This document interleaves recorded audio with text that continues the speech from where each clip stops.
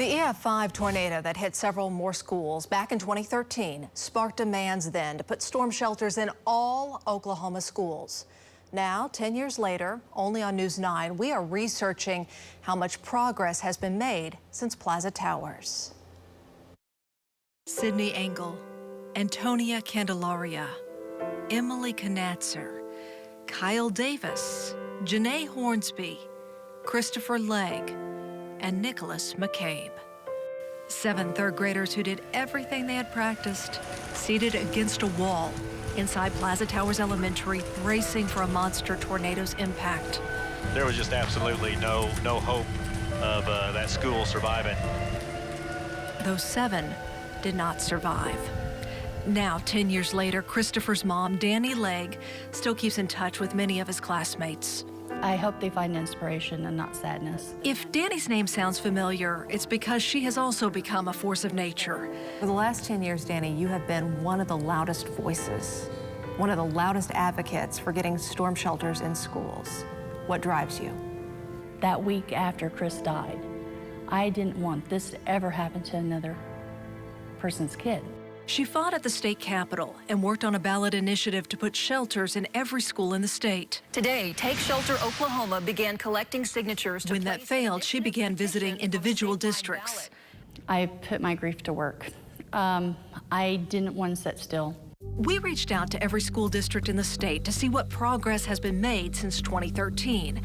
Out of the 531 districts and tech centers statewide, 40% of them responded to us, including the 9 largest in-person districts in the state. That accounts for about 60% of all Oklahoma students. We found that through Danny and others' efforts, 65% of districts have added more protection for kids. Based on our sample, before 2013, only 25% of schools had adequate shelter. Now that number has jumped to 57%. What is that like when you hear from a school, okay, we're going to put in a storm shelter? What is that like for you when you know that? Honestly, it's like, finally. The deaths of Christopher Legg and his classmates have weighed heavy on Moore Superintendent Robert Romines.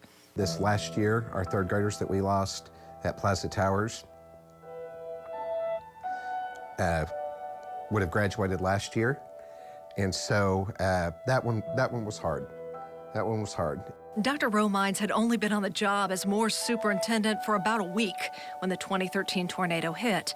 At that time, the school district had storm shelters in 2 of its schools, and that was only because FEMA paid for them after the '99 tornado.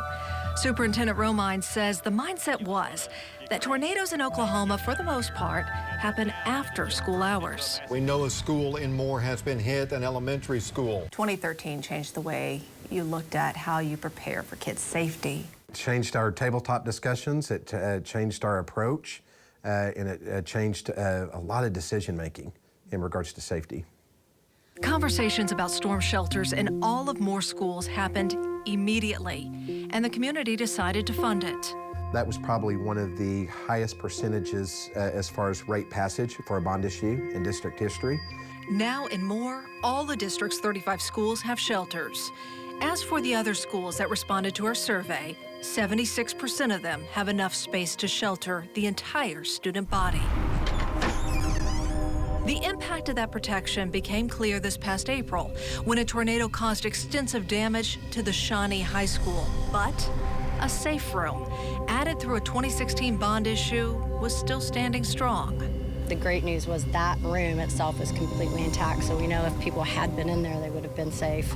But according to our sample, about 10% of schools have no storm shelters for students and staff.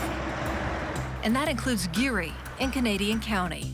If something were to happen during school right now, we're simply hoping that everyone makes it through that safe, and that's kind of scary. Right now, all 260 students have to walk outdoors in the storm to get to their safe spots in 3 separate buildings, funneled downstairs into locker rooms and classrooms. Inside of the old gymnasium area, there's a downstairs portion under what used to be like a stage. We are underground at this point, but this is the space that we have for all of our middle school and high school students. That's about 140 kids, plus staff. Superintendent Sean Buchanan says it's a squeeze. Directly above us is a wooden stage, and that's really all the protection from the outside that we have. So obviously in an event where you have twisting winds of hundreds of miles an hour, that is not safe for our students. And so we're bringing them to this space because it's the lowest space in our school, but at the same time, it's actually not a safe space.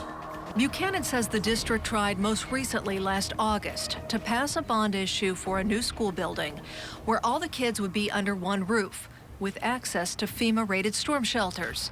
But nearly 65% of the town voted against it due to the cost of property tax increases. Now the district is looking for new solutions. It's not a problem you can just throw your hands up and go, well, it's okay. You know, it didn't work. You know, this is something we have to figure out for the benefit of these kids. Kids like Danny's son. Is your work done? No. No. Once every school in Oklahoma is sheltered, I might retire. Right now, we're not. And the fight to expand storm shelters for students does not stop here in Oklahoma. In fact, Danny is now involved in helping other states like Kansas and Texas.